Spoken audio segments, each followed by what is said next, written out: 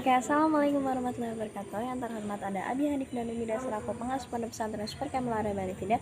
Ada mbak pengurus, ada kedua orang tua di rumah. Semoga sehat selalu dan terbaik untuk mereka dan teman-teman yang berbahagia. Nah, jadi pada malam hari ini saya akan mempresentasikan kitab Ulumul Quran yang bab terakhir. Jadi minggu depan aku udah ganti kitab. Nah, jadi ini aku jelasin bab tentang kisah dalam Al-Quran.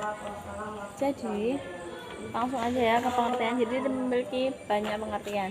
Jadi secara istilah itu ialah mencari atau mengikuti jejak. Secara bahasa itu mencari atau mengikuti jejak, sedangkan secara istilah itu berita suatu permasalahan yang urutan masanya itu berturut-turut. Terus habis itu, sedangkan menurut Masa Khalil Al-Katan itu ialah pemberitaan Quran tentang hal ehwal umat terdahulu, kenabian terdahulu, atau peristiwa yang telah terjadi. Nah, terus habis itu kita masuk ke macam-macam dan tujuannya.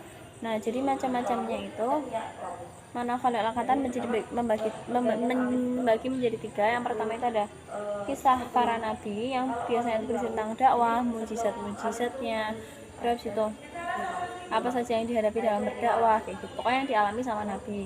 Terus itu kisah yang berhubungan dengan masa lalu dan orang-orang yang tidak pasti kenabiannya. Contohnya kayak kisahnya Talut dan Jalut. Terus itu kisah masa Rasul.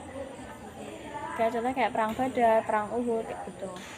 Nah, terus ada tujuannya itu untuk menetapkan waktu kerasulan, menerapkan agama Allah, menerangkan agama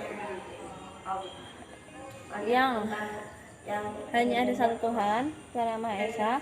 Terus itu menerangkan cara Nabi dalam berdakwah.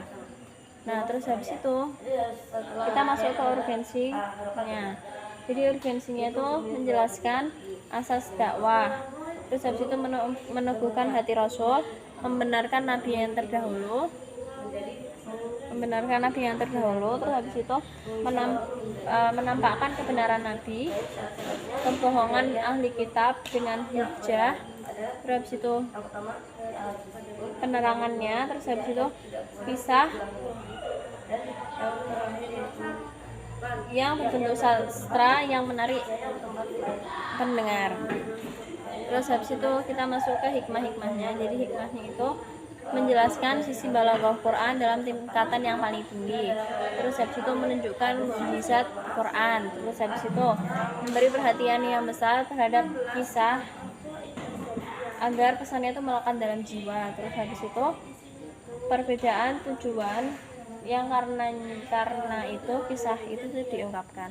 Oke, sekian dari saya, semoga bermanfaat. Mohon maaf kalau benar mas memang salahnya. Wassalamualaikum warahmatullahi wabarakatuh.